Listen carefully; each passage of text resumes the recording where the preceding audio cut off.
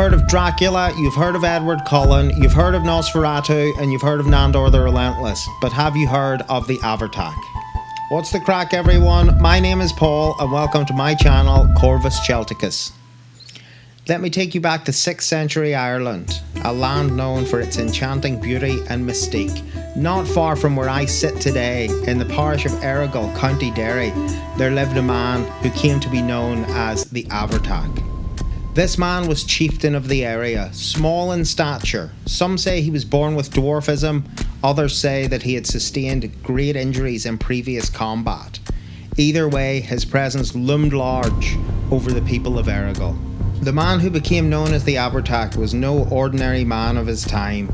Rumour has it he was skilled in dark arts, drawing his power from malevolent, unseen forces. From his seat of power he ruled with an iron fist.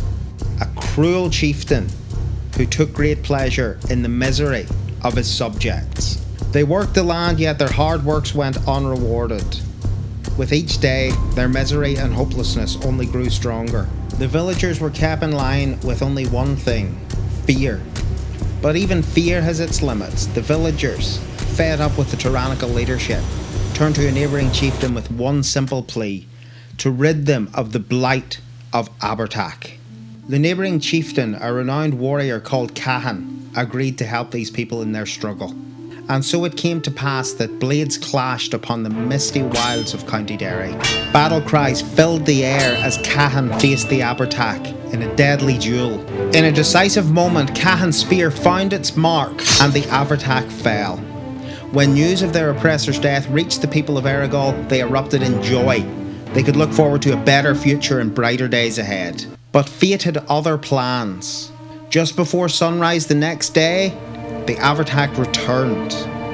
Not as a ghostly apparition, but as flesh and bone. His eyes gleamed even more menacingly than before, and in his hands he held a wooden bowl. Door to door he prowled, knocking loudly. He demanded that they spilled their blood into his bowl. To their horror, once his bowl was full, he drank it down in one single gulp. He then vanished back into the misty forests, leaving nothing but silence and shock in his wake. A hopeless truth dawned upon the villagers. The Avartak, although slain, was far from defeated. For as long as blood flowed in their veins, he would continue to haunt them. Desperate for a permanent solution, the neighbouring warrior Cahan was summoned once again. No one could quite explain how the Avartak had returned. Cahan was sure that he had slain him, but the people were also sure that he had made a return. That night, after an even more ferocious battle, Cahan slain the Avartak for a second time. As the moon rose over the village that night, guess what happened?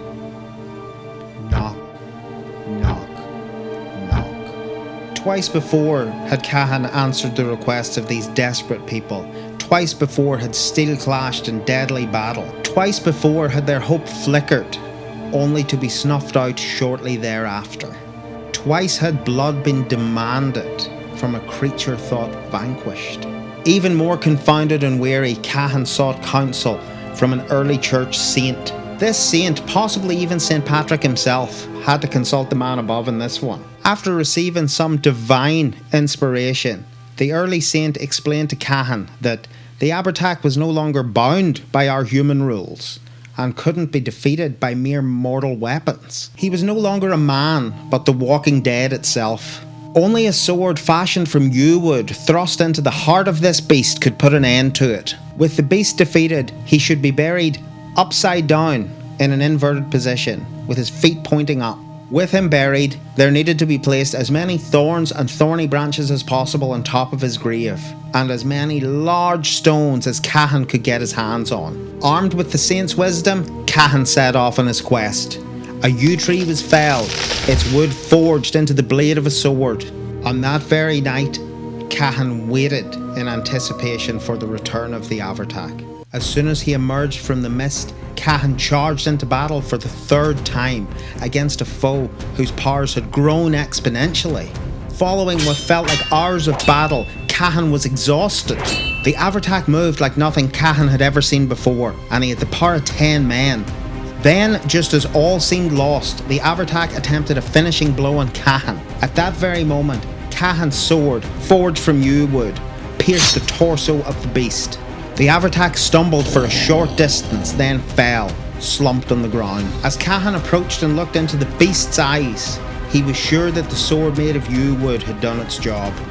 In the hushed aftermath, Cahan fulfilled the saint's requests, burying the fallen tyrant in an inverted position with his feet pointing upwards. He gathered and placed as many hawthorn branches as he could on top of the grave and carried as many large boulders to the top of the grave as his weary muscles would allow him. We must remember that this took place around the time of Samhain, when the hawthorn trees themselves will have berries on their branches, their seeds. And from that burial mound where once there was fear, a hawthorn tree sprang forth, its roots intertwining around the body of the Avartak, a living testament to the triumph of good over evil. Through the seasons and centuries that followed, the tree grew, its presence guarding this grave site against those who would dare disrupt the restless spirit that lies beneath. Today, in a quiet field not far from where I now sit, you will still find this gravesite. The hawthorn tree still stands, its branches twisted with history, and beneath it the large stones remain, bearing witness to a battle that defies the grasp of time. Any attempts to disturb this gravesite have met with unexplainable resistance. Chainsaws fail, chains break, and it's said that those who attempt to disturb it in any way are met with misfortune. Thus, the grave of Avartak remains undisturbed, a reminder of the price paid for power and the resilience of those who dare stand against tyranny. If you've made it to the end of my very first video, first of all, thank you very much. I really appreciate it. If you liked what you saw, please consider giving me a like and subscribing to the channel. If there's any topics or things you think I should cover in future videos, please let me know down in the comments. Okay folks, stay safe, stay sane, and see you next time.